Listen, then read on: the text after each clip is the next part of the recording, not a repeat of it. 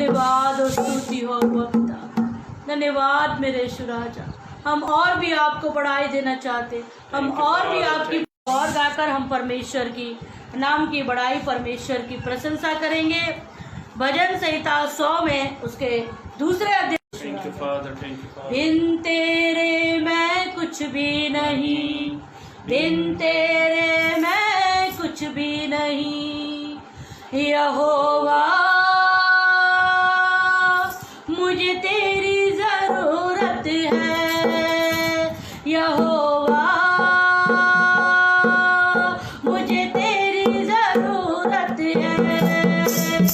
बिन तेरे मैं कुछ भी नहीं, बिन तेरे मैं कुछ भी नहीं, यहोवा मुझे तेरी जरूरत है, यहोवा मुझे तेरी जरूरत है। बिन तेरे मैं कुछ भी नहीं, बिन तेरे मैं कुछ भी नहीं, यहोवा मुझे तेरी जरूरत है, यहोवा मुझे तेरी जरूरत है। प्यार तो करता इतना, प्यार तो करता इतना, अपने हाथों में कभी तेरी सूरत है, यहोवा मुझे तेरी जरूरत है, यहोवा मुझे तेरी जरूरत है। तू मेरे चेहरे की रौनक और है तेरी कुव्वत, तू मेरे चेहरे की रौनक और है तेरी कुव्वत, और जलाल के बाद तुझसे है मेरी सीरत, अज़मत और जलाल के बाद तुझसे है मेरी सीरत। तेरे बिना ये जिंदगी मेरी, तेरे बिना ये जिंदगी मेरी बेरौनक बेसूरत है, यहोवा मुझे तेरी जरूरत है, यहोवा मुझे तेरी जरूरत है। प्यार तो करता इतना, प्यार तो करता इतना, अपने हाथों में कभी तेरी सूरत है, यहोवा मुझे तेरी जरूरत है, यहोवा मुझे तेरी जरूरत है। तेरा कलाम है कहते हो अनमोल मोती, तेरा कलाम है कहते हो अनमोल मोती, चराग है कदमों के लिए और मेरे राहों की ज्योति, चराग है कदमों के लिए और मेरे राहों की ज्योति। चाहे समा तू जिंदा खुदा तू, चाहे समा तू जिंदा खुदा तू, सोना झूठी मूरत है, यहोवा मुझे तेरी जरूरत है, यहोवा मुझे तेरी जरूरत है। बिन तेरे मैं कुछ भी नहीं, बिन तेरे मैं कुछ भी नहीं, यहोवा मुझे तेरी जरूरत है, यहोवा मुझे तेरी जरूरत है, यहोवा मुझे तेरी जरूरत है। धन्यवाद मेरे प्रभु परमेश्वर, मैं आपका धन्यवाद करती हूँ मेरे पिता कि आप हमारे मध्य में हैं मेरे खुदावन। हमें आपकी ज़रूरत है प्रभु, हर समय हर पल हर एक क्षण में हमें आपकी आवश्यकता है प्रभु। आप यूं ही पिता हमारे साथ में बने रहिए मेरे खुदा, ताकि पिता परमेश्वर हम हियाव ना छोड़ें और निरंतर आराधना और करते रहे मेरे खुदावन। आपका कलाम इस प्रकार से कहता है, क्या ही धन्य और मनोहर बात है कि भाई लोग आपस में मिले रहे। ये सुंदर समय आपने हमें दिया, हम एक दूसरे के साथ में मिलकर आराधना को करें। धन्यवाद प्रभु, सारी बातों में आपको श्रेय देते पिता। धन्यवाद यीशु राजा। आइए ये वक्त अपनी आंखों को बंद करें और इस वक्त हम दुआगी होने जा रहे हैं ताकि हम कलाम को आगे सुन सकें। धन्यवाद मेरे सर्वशक्तिमान परमेश्वर, आपने यहाँ तक हमारी सहायता की उसके लिए धन्यवाद। आगे भी हम आपकी सहायता के साथ में पिता परमेश्वर आपकी सहायता के अनुसार चलना चाहते हैं प्रभु। आपके दास के जरिए प्रभु आपने जो कलाम जो मन्ना हमारे लिए आज रखा है प्रभु, वो बांटने के लिए आप सहायता करना, मदद करना। आपका ताज़ा मन्ना हमें शरीर में आत्मा में बहाल करे और तरोताज़ा कर दे मेरे खुदावन। ऐसी दुआ प्रार्थना करते हैं। आपने प्रार्थना को सुन लिया, उसके लिए धन्यवाद। सुनने वालों के हृदय खोल, उनके कानों को खोल और आशीषित कर इन वचनों के अनुसार प्रभु जी। आपने पिता सारी बातों में पिता हमारी सहायता की और इस वक्त भी हमारी दुआ सुनी, उसके लिए धन्यवाद। फिर एक बार पिता सारी महिमा आदर आपको देती, छोटी बिनती यीशु के नाम से मांगती हूं, आमीन।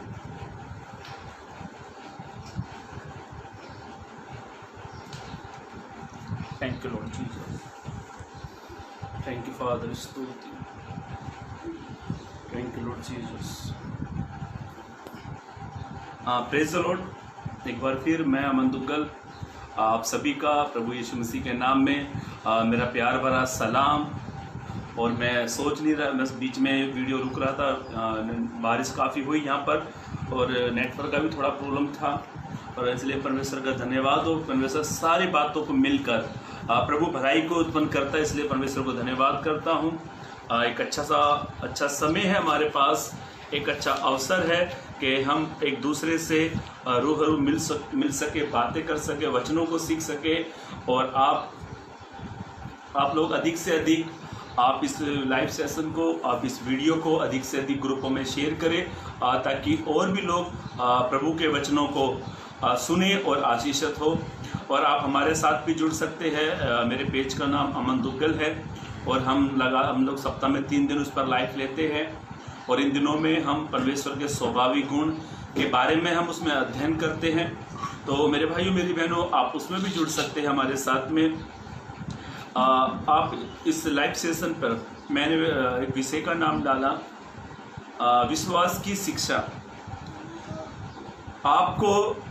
आपको मुझे, हम सबको, प्रत्येक व्यक्ति को विश्वास की शिक्षा हमें इसलिए दी जाती है कि हम आने वाले समय में या आने वाली विपत्तियों में या आने वाली मुसीबतों में हम उन चीज़ों पर खड़े उतर जाएं। मेरे भाइयों मेरी बहनों, एक बच्चा जब तक 10 की क्लास में वो पढ़ता है, 10वीं क्लास में वो पढ़ रहा है, और 10वीं क्लास के एग्ज़ाम देने के 10वीं क्लास के एग्ज़ाम में, परीक्षा में पास होने के लिए उसे शिक्षा दी जाती है। एक बच्चा जब 10वीं क्लास में पढ़ता है और 10वीं क्लास में उसको पास होने के लिए, उसे टॉप की पढ़ाई करने के लिए उसे शिक्षा दी जाती है ताकि वो आने वाले दिनों में अच्छे मार्क्स से लेकर वो पास हो सके। वैसे ही आप और मैं, प्रत्येक मसीह व्यक्ति, आपको मुझे विश्वास की शिक्षा इसीलिए दी जाती है कि आने वाले दिनों में हम आने वाली विपत्तियों से, आने वाली समस्याओं से आप और मैं विजयी का जीवन जी सके। मेरे भाइयों मेरी बहनों, मैं आपको विश्वास की शिक्षा के बारे में इसीलिए बता रहा हूँ कि जो वचन प्रभु ने मेरे मन में दिया, जो मन्ना परमेश्वर ने मुझे दिया, वो वचन मैं आपके साथ में शेयर करना चाहता हूँ।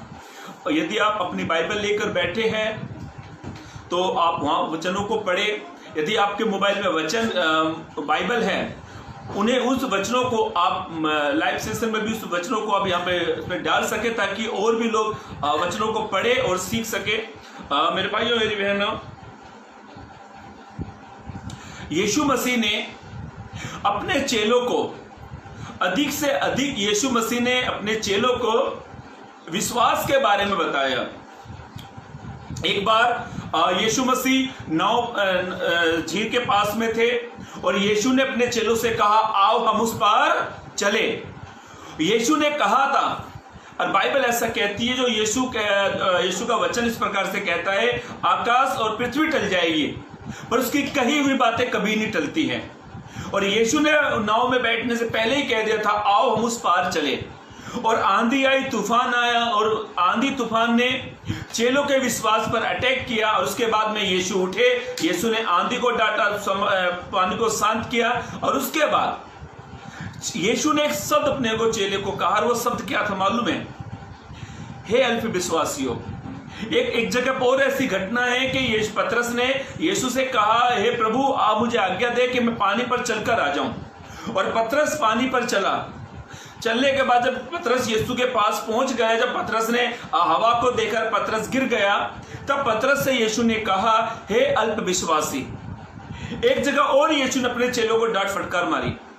यीशु मसीह जब पहाड़ पर थे, जब एलिया मूसा यीशु से बातें कर रहा था, जब पतरस ने देखा कि एक तरफ एलिया है, एक तरफ मूसा है, एक तरफ यीशु है, जब ये घटना ऊपर थी, याकूब, पतरस, यूहन्ना, ये 3 चेले यीशु के साथ पहाड़ पर थे, बाकी 9 चेले नीचे थे। एक व्यक्ति यीशु के चेलों के पास में आता है, और जिसके बेटे को मिर्गी की बीमारी थी, और वो इसके बेटे को ठीक नहीं कर पाए। फिर यीशु नीचे उतर के आके कहता है, वो यीशु से विनती करता है कि आपके चेले मेरे बेटे को ठीक नहीं कर पाए। उसके बाद यीशु ने उसके बेटे को ठीक करके उसे तो विदा किया। फिर यीशु ने अपने चेलों को फिर मारा। हमें ना जाने मसीह जीवन में, जब तक आप और मैं मसीह जीवन में हैं, यीशु ने अपने चेलों को फटकार मारी, और यीशु ने उनको डांटा, और यीशु ने उनको फटकार मारी। जब वो चेले यीशु के अंत में लेकर गए, तब यीशु उनसे कहता है, ये सब जातियां बिना उपवास प्रार्थना के किसी उपाय से नहीं जाती। यीशु हर वक्त, हर चीज में यीशु अपने चेलों को विश्वास की शिक्षा इसीलिए देता था ताकि आने वाले समय में वो विश्वास की कमी ना हो, विश्वास में बढ़ते चले जाए। वैसे ही मेरे भाइयों, मेरी बहनों, आपको, मुझे, मैं कलेशिया में जब आते हैं, चर्च में आते हैं, पासवान जी, चर्च के एल्डर्स या चर्च के बड़े जो चर्च के एल्डर होते हैं, जो सीनियर होते हैं, वे हमें विश्वास की शिक्षा इसीलिए देते हैं कि हम आने वाले समय में, आने वाली मुसीबत का या आने वाले दुखों का, तकलीफ का, हम उसका सामना कर सके। मेरे भाइयों, मेरी बहनों, आज मैं आपको 3 बातें शिक्षा के बारे में बताऊंगा, विश्वास की शिक्षा के ऊपर ही आधारित है। 3 बातें आज हम पवित्र ग्रंथ बाइबल से मनन करेंगे। और मेरी आपसे विनती है, जब आपको कोई भी बात मेरी अच्छी लगे, आप प्रेज द लॉर्ड, आमीन, हालेलुया कहकर, लिखकर, कमेंट कर जीवते परमेश्वर की महिमा करते रहे। मेरे भाइयों, मेरी बहनों, ध्यान से सुनना। बाइबल में बहुत सारे राजा, पर एक राजा के विषय में हम लोग मनन करने वाले हैं, राजा नबूकदनेस्सर। यह राजा नबूकदनेस्सर ने एक मूर्ति बनाई, काफी हाइट की मूर्ति बनाई, और मूर्ति बनाने के समय पर यह मूर्ति जो थी ना, 7 हाथ कुछ हाइट की थी। पढ़ लीजिए वचन, दानियल की किताब 3रा अध्याय। यदि आप अपनी बाइबल लेकर बैठे, आप खोल सकते हैं दानियल की किताब, उसका 3रा अध्याय, पद पहला पढ़ ले। हाँ। नबूकदनेस्सर राजा ने सोने की एक मूरत बनवाई। राजा ने सोने की एक मूरत बनवाई, जिसकी ऊंचाई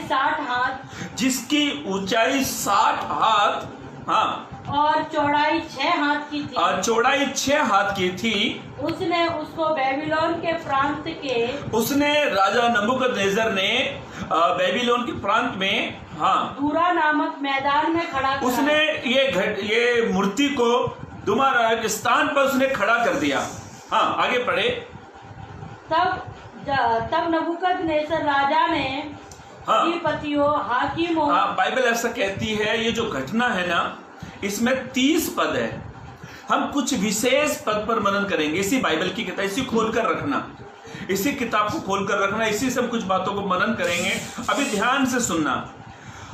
दानियल के साथ 3 साथी और थे, जिसका नाम सद्रक, मेशक, अबेदनगो था।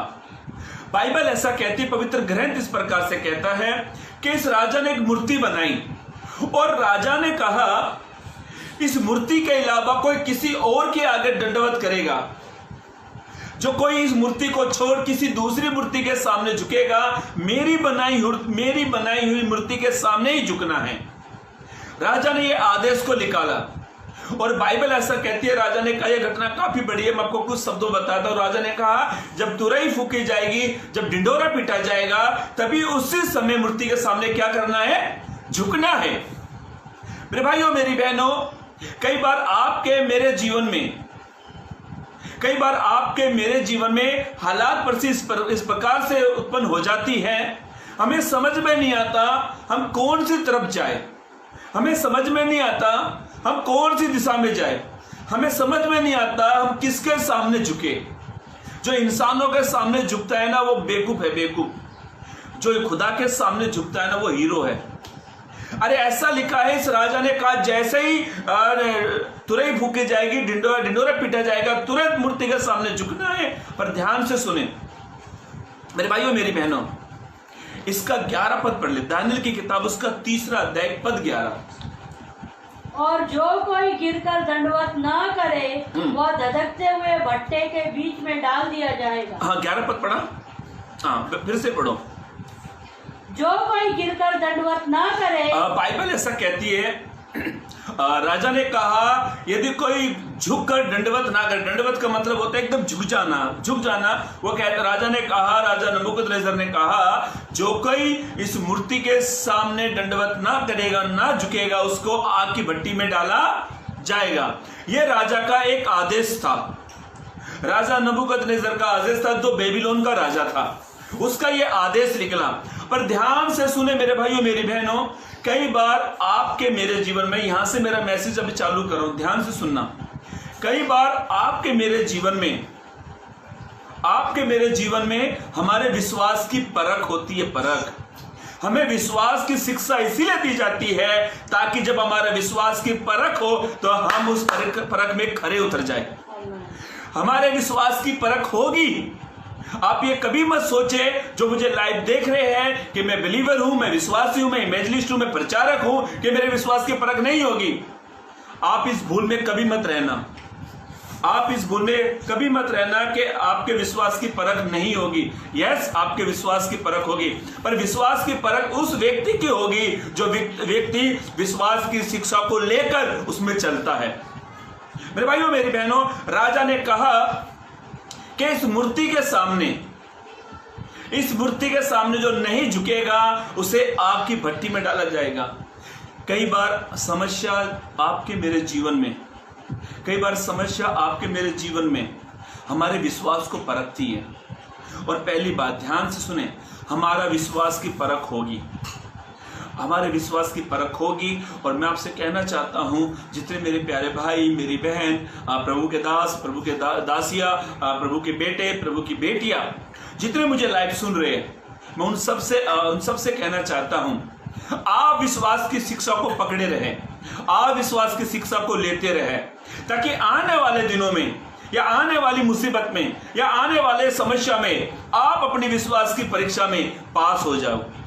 मेरे भाइयों, मेरी बहनों, पर बाइबल कुछ और यहां पर कहती है, बाइबल कुछ और हमें यहां पर कुछ बातों को बताती है। अब दानियेल की किताब, उसका 3 अध्याय पद 12 को पढ़ ले। हाँ, 12 पद। सदरक, मेशक और अबेदनगो नामक कुछ यहूदी पुरुष, हाँ, ये यहूदी पुरुष थे, सदरक, मेशक, अबेदनगो, ये दानियेल के साथ में रहते थे। इनको विश्वास की शिक्षा मिली हुई थी, ये विश्वासी थे, ये खुदा का भय मानने वाले थे, ये विश्वास करने वाले लोग थे। पर जब इनको ये पता लगा कि राजा ने एक मूर्ति बनाई है, तो इनका एक निर्णय था। क्या था वो निर्णय? फिर से 12 पद पढ़े। देख, सदरक, मेशक और अबेदनगो नामक कुछ यहूदी पुरुष हैं, तूने बेबीलोन के प्रांत के कार्य के ऊपर नियुक्त किया है। यहाँ पर एक व्यक्ति था जो राजा को जाकर कहता है, राजा नबूकदनेस्सर को कहता है, कुछ यहूदी लोग हैं, सदरक, मेशक, अबेदनगो, जिसको तूने बेबीलोन पे कुछ पद पर रखा था। हाँ, उन पुरुषों ने, हे राजा, तेरी आज्ञा की कुछ चिंता नहीं की। हाँ, वो कहता है कि हे राजा, उन तीनों पुरुषों ने, सदरक, मेशक, अबेदनगो ने तेरी आज्ञा को नहीं माना। हाँ, कि वे तेरे देवता की उपासना नहीं करते हाँ। और जो सोने की मूर्त जो सोने की मूर्ति तूने खड़ी कराई है उसको दंडवत नहीं करते, उनको दंडवत नहीं करते। अभी ध्यान से सुनो, पहली बात, ये तीनों नौजवान की विश्वास की परख हो रही है। परख, राजा ने कहा कि सोने की मूर्ति बनाई है, उसको चौराहे पे खड़ा किया है, बेबीलोन के बीच में खड़ा करके रखा है, और राजा का एक आदेश था जो इस मूर्ति के सामने नहीं झुकेगा उसको आग की भट्टी में डाला जाएगा। पर सद्रक, मेशक, अबेदनगो, ये तीनों नौजवानों ने मना कर दिया। इनके विश्वास की परख थी किसके सामने झुके। यदि आप अपने घर पर इस सोमवार को इस वचन को पढ़ लेना, 1 से 12 पद पढ़ोगे, 1 से 12 सद्रक, मेशक, अबेदनगो की इनके विश्वास की परख हो रही है। परख, मेरे भाइयों मेरी बहनों, जब हमारे विश्वास की परख होगी तो हम कौन सी दशा में पाए जाएंगे। मुझे याद आती है घटना, जब अब्राहम को परमेश्वर ने कॉलिंग दी, अब्राहम को जब परमेश्वर ने बुलाया, अब्राहम 75 वर्ष का था। अब्राहम 75 वर्ष का था। परमेश्वर ने कहा अपना देश, अपना कुटुंब, अपने पिता को घर को छोड़, और ये वहां से निकल गया। और बाइबल ऐसा कहती है, पवित्र ग्रंथ प्रकार से कहता है, अब्राहम के साथ सारा भी थी और उसका भतीजा लूत भी इसके साथ चल पड़ा। पर बाइबल इतना भी बताती है, जब अब्राहम को बुलाया था तो अब्राहम 75 वर्ष का था। अब्राहम अनदेखे देश की ओर चलने लगा। परमेश्वर ने कहा मैं तुझे कनान देश देने पर हूं, और अनदेखे देश की ओर अब्राहम चलता गया। और बाइबल ऐसा कहती है, चलते चलते चलते चलते अब्राहम को खुदा ने 24 साल के बाद, अब्राहम जब 100 साल का हुआ, 99 वर्ष का अब्राहम हुआ, तब परमेश्वर ने उसे एक बेटा दिया, इसहाक। और परमेश्वर ने वाचा बांधी थी कि तेरा जो वंश होगा इसहाक से ही उत्पन्न होगा। तू तारों को गिन नहीं पाएगा, तू समुद्र के जो भूमि होती है, वो कंकर होते हैं, तो उनको भी गिन नहीं पाएगा। इससे बढ़कर मैं तुझे संतान दूंगा। अब्राहम को 24-25 साल के बाद जब इसहाक मिला तो वो उससे बहुत प्रीति करने लगा। ये बात जाहिर सी बात है, जब हमें कोई सालों के बाद, कुछ सालों के बाद, कई महीनों के बाद कोई भी चीज हमें मिलती है ना, तो हमारा लगाव कुछ ज्यादा होता है। और अब्राहम उससे बहुत प्रीति करने लगा। और बाइबल ऐसा कहती है, पवित्र ग्रंथ प्रकार से कहता है, अब्राहम को परमेश्वर ने कहा कि तू अपने बेटे, एक लौते बेटे, वहां पे लिखा हुआ है कि लौते बेटे इसहाक को तू मोरिया पर्वत पर लेकर जा और उसे तू मेरे लिए बलि चढ़ा। अभी ध्यान से सुनो मेरे भाइयों मेरी बहनों, जो व्यक्ति खुदा की कॉलिंग के अनुसार चलने वाला अब्राहम, और अब्राहम चला। और ऐसा लिखा है, पवित्र ग्रंथ बाइबल प्रकार से बताती है, उत्पत्ति की किताब आप 22 अध्याय 1 से 2 पढ़ोगे तो वहां पे लिखा हुआ है कि अब्राहम अपने बेटे को लेकर चल पड़ा, क्योंकि खुदा ने उससे कहा था तू मोरिया पर्वत पर जा और मैं अपने बेटे को मेरे लिए तू होम बलि कर चढ़ा। और बाइबल ऐसा कहती है, अब्राहम तड़के उठा, उसने सारा को भी कुछ नहीं बताया। अब्राहम तड़के उठा, अपने सेवकों को लिया, उसने आग ली, छुरी ली और लकड़ी ली। आग, छुरी, लकड़ी लेकर अब्राहम चल पड़ा, भोर को उठकर चल पड़ा। ध्यान से सुनो मेरे भाइयों मेरी बहनों, इस घटना में मैं आपको एक विशेष बात बता रहा हूं।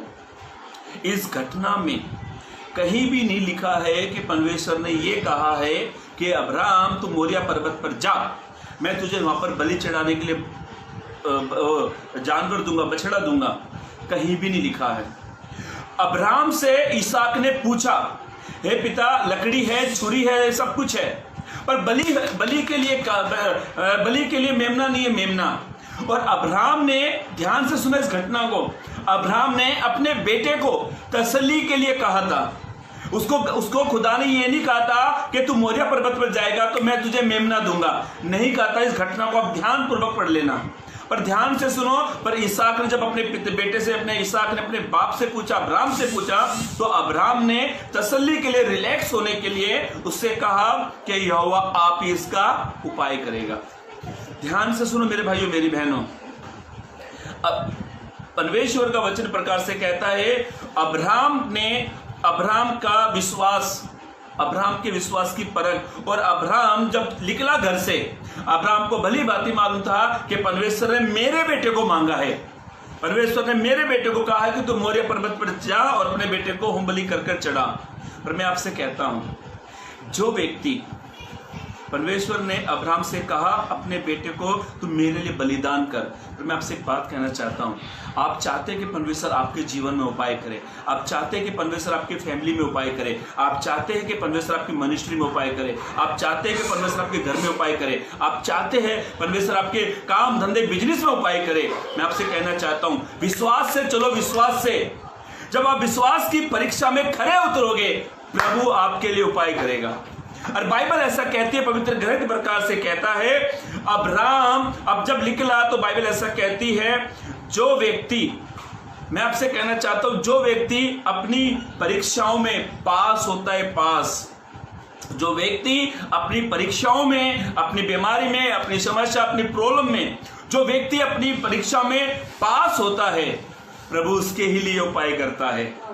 और बाइबल में साफ साफ लिखा हुआ है कि परमेश्वर ने अब्राहम से कहीं भी नहीं कहा था कि मैं तुझे होम बलि दूंगा, मैं तुझे एक बछड़ा दूंगा, तुझे इसकी बलि चढ़ा।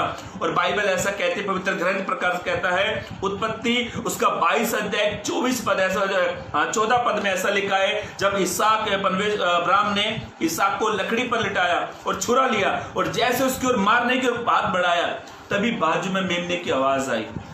मेरे भाइयों, मेरी बहनों, खुद परमेश्वर ने अब्राहम से कहा, हे अब्राहम, मैं जान गया तू मेरा भय मानता, तू मुझसे प्रेम करता है, बच्चे पर कुछ हानि मत कर। मैं आपसे कहना चाहता हूँ, अब्राहम को इस घटना ध्यान से पढ़ लेना, बारीकी से पढ़ लेना। कहीं भी अब्राहम को ये नहीं पता था कि परमेश्वर उपाय करेगा, पर अब्राहम को इतना पता था कि परमेश्वर ने मेरे एक लौते बेटे को मांगा है। फिर मैं आपसे कहना चाहता हूँ, जो व्यक्ति विश्वास से चलते हैं, जो व्यक्ति विश्वास की परीक्षा में पास होते हैं, जो व्यक्ति विश्वास की परीक्षा में खरे उतरते हैं, प्रभु उनके लिए उपाय करता है। आप चाहते हैं कि परमेश्वर आपके जीवन में काम करे, आप चाहते हैं कि परमेश्वर मेरी मिनिस्ट्री में काम करे, आप चाहते हैं कि परमेश्वर मेरे घर में काम करे, आप चाहते हैं परमेश्वर मेरे बच्चों में काम करे, आप चाहते हैं कि परमेश्वर मेरी घर में मेरे आत्मिक उन्नति में काम करे। मैं आपसे कहना चाहता हूँ, विश्वास की परीक्षा में पास हो जाओ, बाकी काम खुदा करेगा। मेरे भाइयों, मेरी बहनों, बाइबल ऐसा कहती है, पवित्र ग्रंथ प्रकार से कहता है, पौलुस ऐसा कहता है, कई व्यक्तियों का विश्वास के परख जाने पर बहुतों का विश्वास रही जहाज डूब गया है। ये क्यों डूबता मालूम है? बहुतों का विश्वास क्यों टूट जाता है? बहुतों का विश्वास रही जहाज इसलिए डूबता है, वे विश्वास की शिक्षा को नहीं पाते। मैंने मेरे मसीह जीवन में मैंने कई लोगों को देखा जो विश्वास से मुंह कर गए। वर्शिप करने वालों को मैंने अपनी लाइफ में देखा है, अच्छे प्रचारकों को मैंने अपनी लाइफ में प्रभु को छोड़ते हुए देखा है। मालूम है क्यों? ये इन लोगों का एक प्रॉब्लम थी, ये विश्वास की परीक्षा में खरे नहीं उतरे। जो व्यक्ति विश्वास की परीक्षा में खरे नहीं उतरता ना, उनका विश्वास रही जहाज डूब जाता है। मेरे भाइयों, मेरी बहनों, इसलिए प्रभु हमें विश्वास की शिक्षा देता है। अब्राहम की घटना मुझे बहुत अच्छी लगती है। जब अब्राहम गया, अब्राहम को ये परमेश्वर ने उपाय करा। यदि आज आपके जीवन में अभी तक कोई उपाय नहीं है, आपके जीवन में कोई उपाय नहीं है, मैं आपसे कहना चाहता हूँ, मेरे प्यारे भाइयों, मेरी प्यारी बहनों, आप विश्वास की परीक्षा में पास हो जाओ। प्रभु आपके जीवन में उपाय करेगा, अद्भुत उपाय करेगा, सोच से अधिक काम करेगा, आंखों ने देखा नहीं होगा उससे अधिक काम करेगा, मन में वो बात नहीं आई है, परमेश्वर उससे बढ़कर आपके लिए काम करेगा। क्योंकि बाइबल ऐसा कहती है, पवित्र ग्रंथ प्रकार से कहता है, विश्वास की परीक्षा में पास हो। ये सद्रक मेशक अबेदनगो ने वापस वहीं पे आते हैं। सद्रक मेशक अबेदनगो ने राजा का इनकार कर दिया। इनकी विश्वास की परीक्षा हो रही थी, परीक्षा। कई बार हमारे आपके मेरे जीवन में हालात परिस्थिति इस प्रकार से आ जाती है कि हमें समझ में नहीं आता हम किस पर विश्वास करें। हमारा विश्वास पर समस्या अटैक करती है, अटैक। मुझे याद आती है घटना, ऊंच देश के नगर में अय्यूब नामक एक व्यक्ति था जो सच्चा था, खरा था, खुदा का भय मानने वाला था। उसके बारे में साक्षी खुदा देता था। बाइबल ऐसा कहती है, उसके जीवन में अचानक विपत्ति आई। वो ये बात कह ही रहा था कि एक जन ने आके कहा तेरे बेटे मर गए। मतलब एक बात खत्म नहीं हो रही, दूसरा संदेश फिर आ गया है। एक बात खत्म नहीं हो रही, दूसरा संदेश फिर आ गया है। पर ध्यान से सुनो मेरे भाइयों, मेरी बहनों, अय्यूब की विश्वास की परीक्षा हो रही थी, परीक्षा। हो सकता है मेरे भाइयों, मेरी बहनों, आपके मेरे विश्वास की परीक्षा होगी। आप जब विश्वास की परीक्षा से खरे उतर जाओगे, प्रभु आपके मेरे जीवन में बड़े बड़े काम करेगा। ऐसा लिखा है कि आयुब का धन संपत्ति सब कुछ खत्म हो गया। और मालूम है उन दिनों भी धन संपत्ति क्या थी? मालूम है? जानवर। आज भी कुछ गांव ऐसे हैं जिनके पास सबसे बड़ा धन उनके जानवर है, जानवर।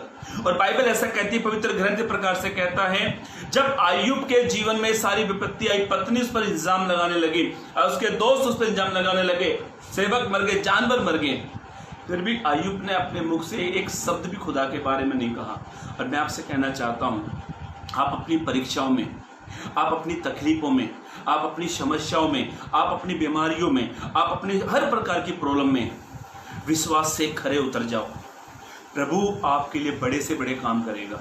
और ऐसा लिखा है, खुदा ने जब आयुब की सुधि ली, 42 के 12 पद में लिखा है, जब परमेश्वर ने आयुब की सुधि ली तो उसके पहलों के दिनों से बढ़कर परमेश्वर ने आशीष दी। आप चाहते हैं कि परमेश्वर आपके जीवन में बड़े से बड़े काम करे, तो आयुब के समान भागो मत, विश्वास से पीछे मत हटो, विश्वास में बढ़ते जाओ और परीक्षा में पास हो जाओ। परमेश्वर बड़े बड़े काम करने वाला है।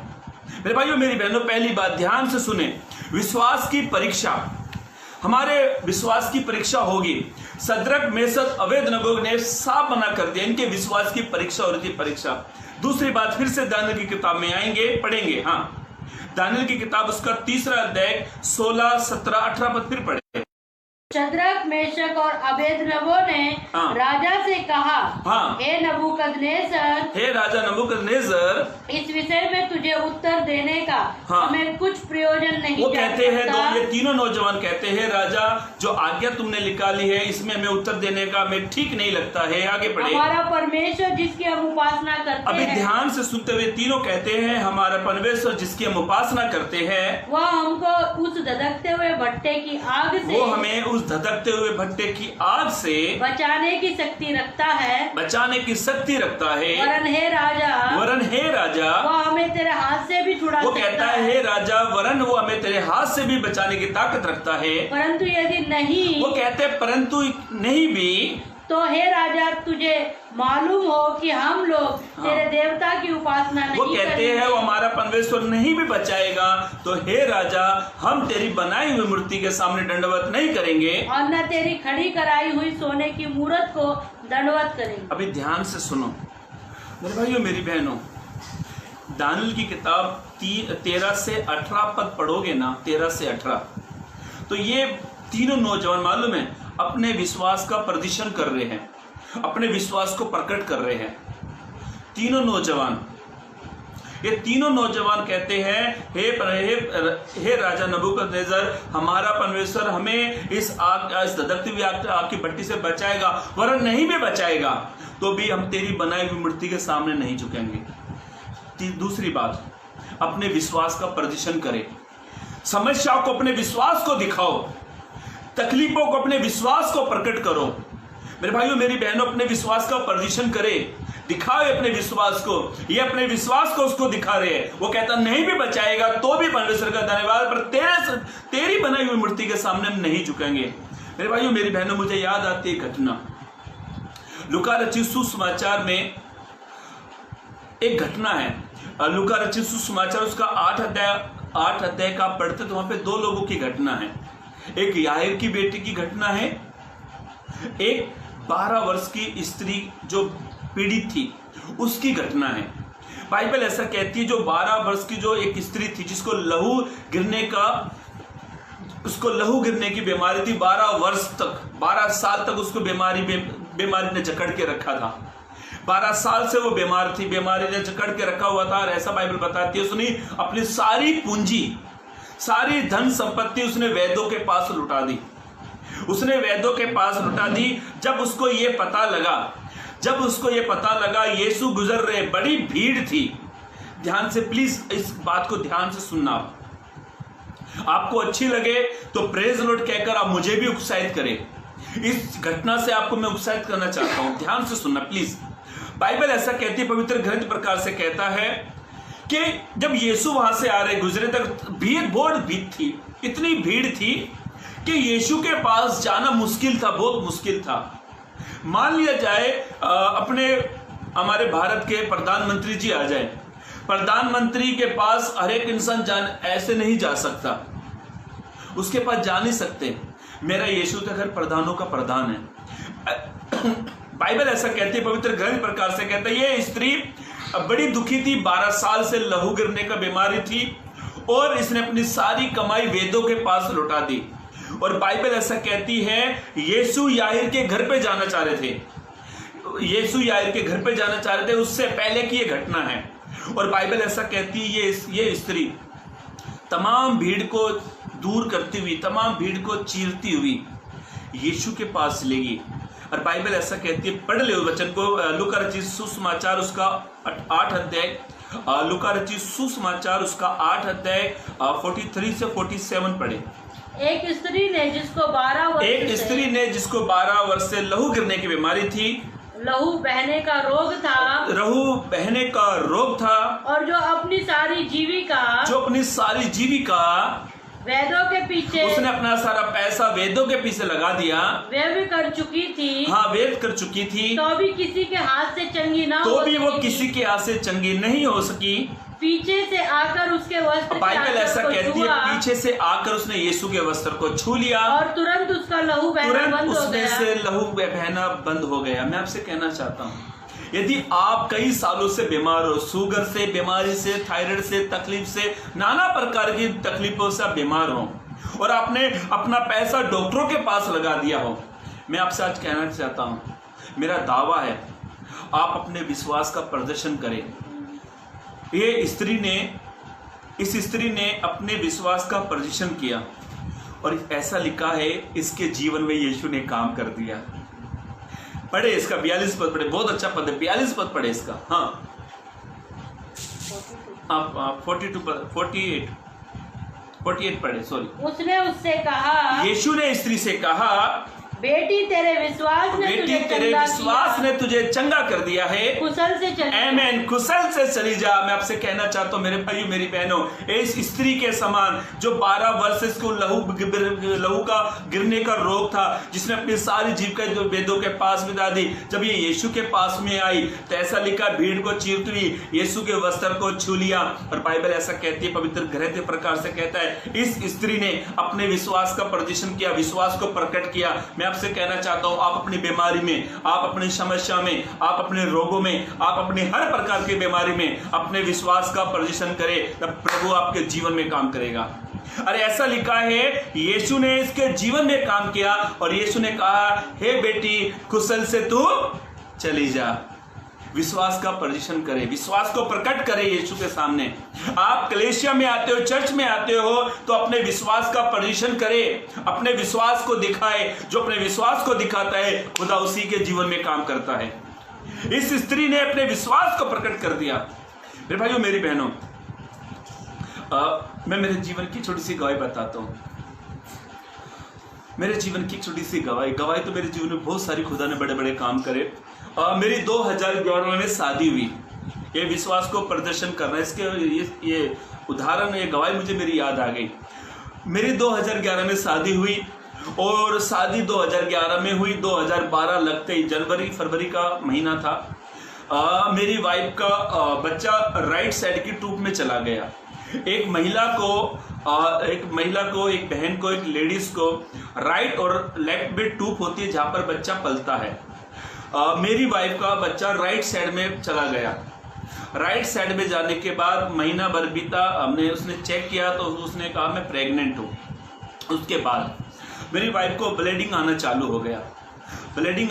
हो गया और हम डॉक्टरों के पास में गए। डॉक्टर ने कहा बच्चा गलत दिशा में पल रहा है और ये बच्चा दिन पर दिन बढ़ता जाएगा, तो आपकी वाइफ को खतरा है, खतरा। इसका मतलब मैं आपको बताता हूँ। ट्यूब ऐसी रहती है और बच्चा यहाँ पर था। उसने कहा बच्चे का जब दिन प्रतिदिन बच्चा बढ़ता जाएगा तो ये ट्यूब ब्लास्ट हो जाएगी और आपकी वाइफ मर जाएगी। और मैं बड़ा चिंता में हो गया, मैं बड़ा दुखी हो गया। फिर मैं उसके बाद मैं अपने इधर आया, उल्लासनगर जहाँ पे मैं रहता हूँ वहाँ पर आया। मेरे पासवान जी यहाँ पर भी नहीं थे, वो भी कहीं बाहर मीटिंग में गए हुए थे। मेरे समझ में नहीं आ रहा मैं क्या करूँ। कई बार आपके मेरे जीवन में समस्या इस प्रकार से आती है कि हमें समझ में नहीं आता हम क्या करें। और मालूम है क्या हो गया, जब मैं हमारे यहाँ पर अमरनाथ में जो उल्लासनगर के हैं उनको मालूम है, जो अमरनाथ में अश्वनी करके हॉस्पिटल है, मैं वहाँ पर पहुँचा। उन्होंने कहा ये जो ट्यूब है ना, ये ट्यूब ये काटनी ही पड़ेगी, ये ट्यूब काटनी पड़ेगी क्योंकि बच्चा गलत दिशा में है। या तो आप वाइफ को बचाओगे या बच्चे को, जो बच्चे की जो गांठ है इसको बचाओगे। मैंने कहा आप निकाल दो। तो मेरी आंखों से आंसू था और मेरे पेपर पर साइन कराया गया। क्या लिखा था मालूम पेपर पर?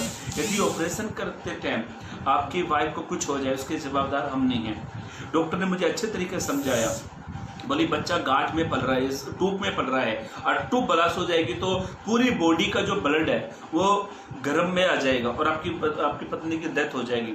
मैं रो रहा था, मेरी आंखों से आंसू बंद नहीं हो रहे थे। और उसके बाद डॉक्टर ने क्या किया, ट्यूब काट दी। ट्यूब जो राइट साइड में जो बच्चा पल रहा था उसने वो निकाल दी। निकालने के बाद में ऑपरेशन हो गया। ऑपरेशन होने के बाद में 2012, 13, 14, 15, 3-4 साल, लगभग 4 साल हो गए थे। 4 साल तक मैंने, उसके बाद हमने जब हम बच्चे की सोचते थे तो मेरी वाइफ को बच्चा नहीं होता था। उसके बाद में मैंने एक भी डॉक्टर शायद नहीं छोड़ा, जैसा डॉक्टर ने कहा वैसा गया। 4-5 साल लगभग मुझे हो गए। मेरे पास जितना पैसा था, जैसा डॉक्टर कहते थे मैं वैसे ही यूज कर रहा। कोई कहता है इतना करो तो इतना परेशान हो गया। और एक डॉक्टर ने तो 100% कह ही दिया, बोला आपकी वाइफ के जो अंडे जो बनते हैं ना उसकी मात्रा बहुत कम है, गंदे अंडे पैदा होते हैं, गंदे अंडे। और आप शायद होंगे, एक बार मेरे मन में आया, उसने कह दिया 99% चांस कम है, 99% चांस कम है कि आपकी पत्नी माँ बन सके। और 5वीं साल रनिंग हो गई थी, लगभग 5वीं साल रनिंग हो गई थी। और मैं बड़ा दुखी था। तो जब भी हम लोग अपनी फैमिली प्लानिंग की सोचते थे, मेरे घर में शायद मैं उन प्रेगनेंट को जमा करता तो इतनी प्रेगनेंट मेरे घर में आज होती। हर महीने चेक करते तो नेगेटिव, हर महीने चेक करते नेगेटिव। जैसा डॉक्टर ने कहा वैसे ही अमरनाथ इलाज कराया, हमारे न्यू बॉम्बे में इलाज कराया। इसके बाद जहाँ डॉक्टर ने कहा वहाँ मैं इलाज कराता गया। पर एक दिन ऐसा आया, मैंने सोचा क्यों ना हम एक अनाथ आश्रम से बच्चा गोद ले लें। मेरा एक दोस्त है, उसका आश्रम है, मैंने सोचा वहाँ से बच्चा गोद ले लें। मेरे भाइयों, मेरी बहनों, मेरी वाइफ बोली नहीं मुझे चाहिए तो अपना ही चाहिए। फिर हमने एक निर्णय लिया। मैं आपसे कहना चाहता हूँ, आप विश्वास में एक निर्णय ले, निर्णय अपने विश्वास का प्रदर्शन दिखाए, अपने विश्वास को प्रकट करने का निर्णय ले। मैंने, मेरी वाइफ ने, जिन डॉक्टरों ने कहा था ना 99% बच्चा नहीं होगा, मेरी वाइफ ने सारी मेडिसिन जो थी साइड में कर दी। और मेरी वाइफ ने, मैंने जो वर्शिप कर रही थी, मेरी वाइफ थी, हम लोगों ने अपने बंद कमरे में हम मोबाइल स्विच ऑफ करके मेरी पत्नी ने अपने विश्वास का प्रदर्शन खुदा के सामने प्रकट किया। और हमने दुआ प्रार्थना करना चालू करी, प्रभु आप हमें संतान दे। डॉक्टर ने कह दिया 99% नहीं होगा, डॉक्टर ने कह दिया नहीं होगा। मेरी वाइफ के अंडे की मात्रा कम बनती जा रही थी, राइट साइड का ट्यूब नहीं था, लेफ्ट का कुछ खास काम नहीं करता, इसलिए डॉक्टर ने 99% कह दिया बच्चे नहीं होंगे।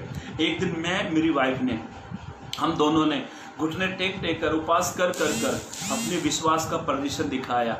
और जो डॉक्टर कहते थे ना बच्चा नहीं होगा, मेरी वाइफ को 2012 भी चली गई, 13 भी चली गई, 14 भी चली गई, 15 भी चली गई। 2016 को मेरे बेटे का जन्म हुआ।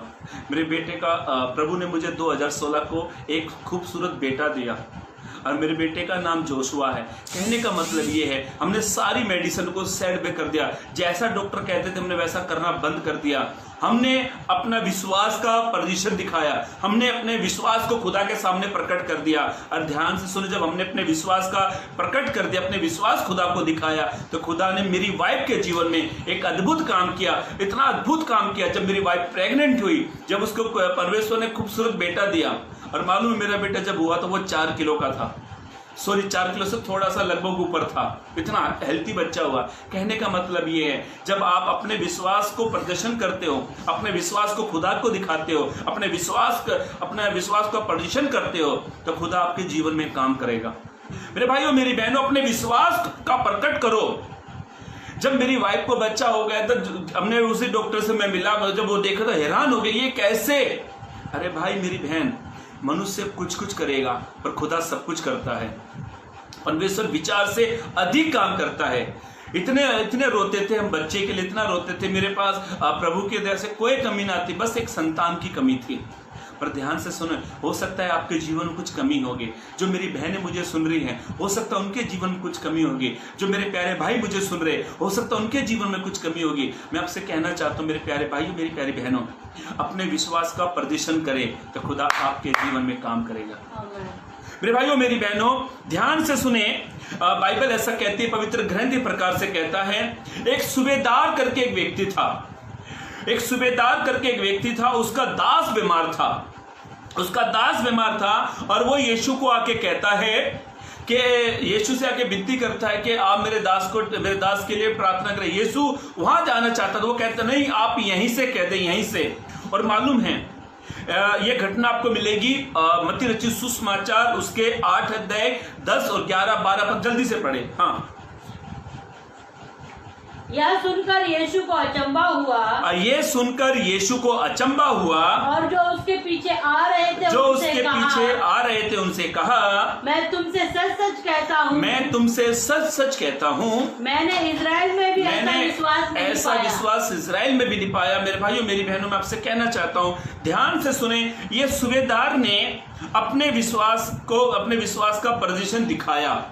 आप अपना विश्वास परमेश्वर को दिखाओ, आप अपने विश्वास का प्रदर्शन करें, आप अपने विश्वास को खुदा के सामने प्रकट करें। और मालूम है बाइबल क्या कहती है, खुदा का कलाम क्या कहता है? उसका 13 पद में ऐसा लिखा है, उसी घड़ी उसका दास चंगा हो गया। आप चाहते खुदा आपके जीवन में काम करे, आप चाहते खुदा आपके हालात परिस्थिति को बदल दे, आप चाहते परमेश्वर आपके समय पर आपके जीवन में काम करे। मैं आपसे कहना चाहता हूं मेरे प्यारे भाइयों, मेरी बहनों, अपने विश्वास का प्रदर्शन दिखाए तो खुदा समय पर आपके लिए काम करेगा। और बाइबल ऐसा कहती है, इसके 13 पद को पढ़कर आगे बढ़ेंगे। पढ़े 13 पद पढ़े। हाँ, तब यीशु ने सूबेदार से कहा, जा जैसा तेरा विश्वास है, वैसा ही तेरे लिए आमीन, वैसा ही तेरे लिए हो। और उसका सेवक उसी घड़ी चंगा हो गया। उसी घड़ी मतलब उसी समय वो चंगा हो गया। जब आप कोई भी हालात परिस्थिति, आपके समय आपका बुरा चल रहा है, समय आपका बेकार चल रहा है, समय ने आपको हर प्रकार की समस्या से घेर लिया है, समय आपका बुरा चल रहा है, मैं आपसे कहना चाहता हूं मेरे प्यारे मेरे भाइयों, मेरी बहनों, आप अपने विश्वास का प्रदर्शन करें तो खुदा उस समय को भी बदल देगा, उस समय को भी बदल देगा। सदरक मेसद अबेदनगो में हम वापिस आते हैं और बाइबल ऐसा कहती है, सदरक मेसद अबेदनगो ने राजा नबूकदनेस्सर के सामने अपने विश्वास का प्रदर्शन किया, अपने विश्वास को प्रकट किया। उन्होंने कहा, हे राजा, हमारा परमेश्वर यदि आग की भट्टी से नहीं बचाएगा, कोई फर्क नहीं पड़ता, तेरी बनाई हुई मूर्ति के सामने नहीं झुकेंगे। आप इस वचन को घर पर पढ़ लेना, आप 13 से 18 तक पढ़ लेना। इन्होंने अपने विश्वास का प्रदर्शन दिखाया। इन्होंने कहा, यदि हमारा परमेश्वर हमें आके जिसके हम उपासना करते, आराधना करते, प्रार्थना करते हैं, वो मैं आपसे कहना चाहता हूं, उन्होंने कहा, हे राजा, हम तेरी बनाई हुई मूर्ति के सामने नहीं झुकेंगे, चाहे हमारा परमेश्वर हमें आग की भट्टी से बचाए या ना बचाए। विश्वास का प्रदर्शन करे, विश्वास को प्रकट करे। आखिरी बात पढ़कर हम समाप्त करेंगे। ध्यान सुनना, दानियेल की किताब जो हम पढ़ रहे हैं, पहली बात ध्यान से सुने, पहली बात हमारे विश्वास की परीक्षा होगी। दूसरी बात, विश्वास की परीक्षा दानियेल की किताब 1 से 12 तक आप पढ़ेंगे, इनकी विश्वास की परीक्षा हुई। दूसरी बात, इन्होंने दानियेल की किताब 3 अध्याय 13 से 18 आप पढ़ोगे तो वहां पर ऐसा लिखा है, इन्होंने अपने विश्वास का प्रदर्शन दिखाया, विश्वास प्रकट किया। और आखिरी बात जिसको पढ़कर हम लोग समाप्त करने वाले हैं, अब इसका 29 से 30 पद पढ़े, जल्दी पढ़े। हाँ, 29 से 30। इसलिए अब मैं यह आज्ञा देता हूँ कि देश देश और जाति जाति के लोग, बाइबल ऐसा कहती है, इसके आगे से पढ़ेंगे, 21 से पढ़े। हाँ, 21 से पढ़े। दानियेल की किताब 3 अध्याय 21 से पढ़े, 21, 22, 23 पद पढ़े पहले। हाँ। तब वे पुरुष अपने मोजों, अंगरखों, बागों और अन्य वस्त्रों सहित बांधकर उस धधकते हुए भट्टे में डाल दिए गए। बाइबल में ऐसा कहती है, पवित्र ग्रंथ इस प्रकार से कहता है, इन तीनों नौजवानों को, जिन्होंने राजा की मूर्ति के सामने झुकना नहीं झुके, जिन्होंने अपने विश्वास का प्रदर्शन दिखाया, और ऐसा बाइबल कहती है कि राजा ने सदरक, मेसद, अबेदनगो को, ये तीनों को आग की भट्टी में डाल दिया। ध्यान से सुनो, आग का एक स्वभाव होता है, आग है ना पूरी तरीके से इंसान को राख कर देती है, राख। और आग क्या करती है, किसी भी चीज को आप आग में डालो वो क्या करती है, उसको राख करती है। राजा ने कहा ये तीनों नौजवान को बांध कर आग की भट्टी में डाला। राजा ने कहा इस आग को 7 गुना बढ़ा दो। एक एग्जाम्पल मैं आपको बताता हूं, मान लिया जाए आग 1% है, 1% है और 1% राजा ने कहा 7 गुना बढ़ा दो। मान लीजिए आग की हाइट इतनी है, इसका 7 गुना और बढ़ा दी और राजा ने कहा इस आग को 7 गुना और बढ़ा और राजा ने तीनों नौजवानों को बांधकर आग की भट्टी में डाल दिया। और बाइबल ऐसा कहती है, पवित्र ग्रंथ प्रकार से कहता है जब राजा ने इसको देखा ये 3 नहीं थे, ये 4 थे। मेरे भाइयों मेरी बहनों, तीसरी बात जिसको हम पढ़कर हम समाप्त करने वाले हैं, हमारा विश्वास हमें विजयी कराएगा। हमारा विश्वास हमें विजयी कराएगा। और बाइबल ऐसा कहती है, पवित्र ग्रंथ प्रकार से कहता है, इसका 28 पद को पढ़े।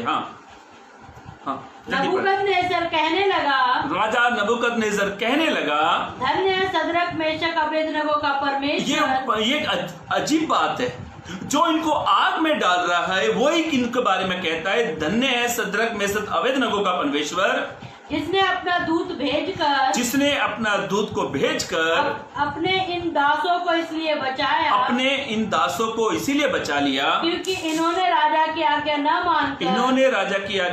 मानकर तुझी पर भरोसा रखा, इन्होंने राजा की आज्ञा न मानकर तुझ पर ही विश्वास रखा और यह सोचकर अपना शरीर भी अर्पण किया। इन्होंने मालूम है, ये सोचकर इन्होंने कहा हमारा परमेश्वर नहीं भी बचाएगा ना, तो इन्होंने अपने शरीर को अर्पण कर दिया। उस भट्टी में जाना उचित समझा, बोला नहीं बचाएगा कोई फर्क नहीं, पर इन्होंने अपने शरीर को अर्पण किया। हाँ, कि हम अपने परमेश्वर को छोड़, ये कहते हैं हम अपने परमेश्वर को छोड़ किसी देवता की उपासना दंडवत ना करेंगे। हाँ, अभी ध्यान से सुने आखिरी बात, आप 19 से 30 तक पढ़ोगे ना, तो सद्रक मेशक अबेदनगो इनके विश्वास ने इनको विजयी करा दिया। मेरे भाइयों मेरी बहनों, हमारा विश्वास हमारी बीमारी, हमारी तकलीफ, हमारे समस्या में हमें विजयी कराएगा। अपने विश्वास को दिखाए।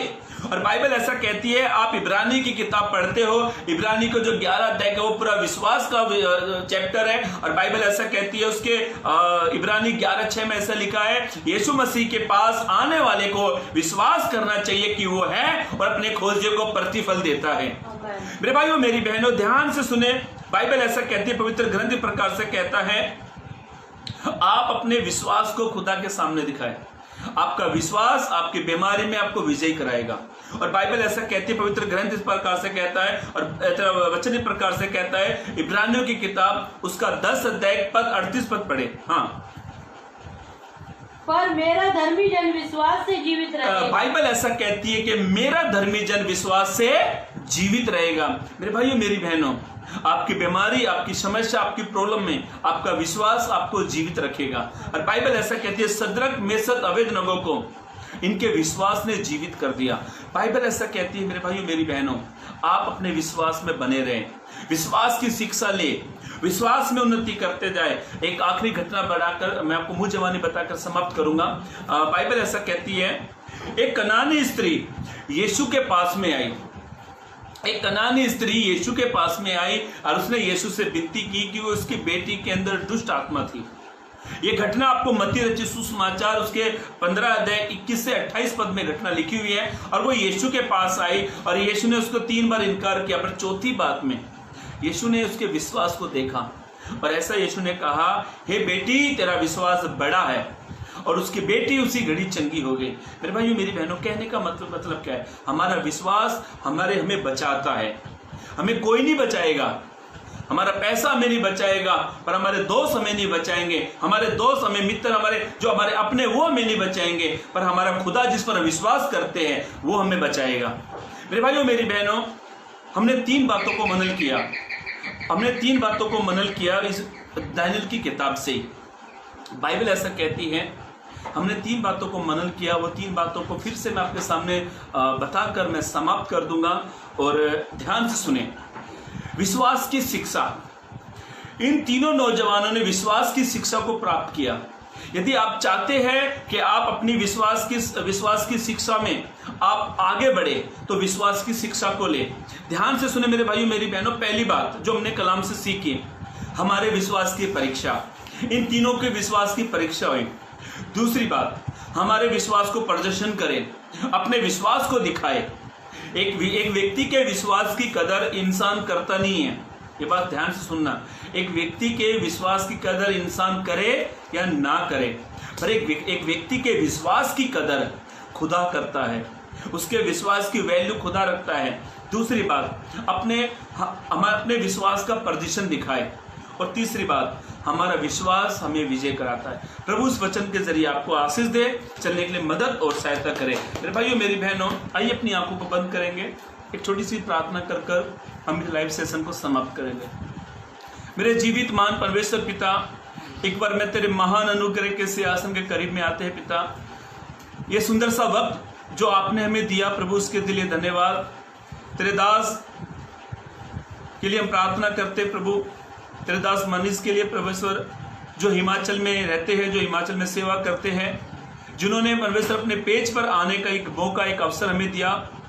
तेरे दास पर, उनके परिवार पर, उनके कुटुंब पर, उनकी मिनिस्ट्री पर, उनके काम धंधे पर, सारी चीज़ों पर खुदा हम तेरा आशीष मांगते, तेरी ब्लेसिंग्स मांगते पिता।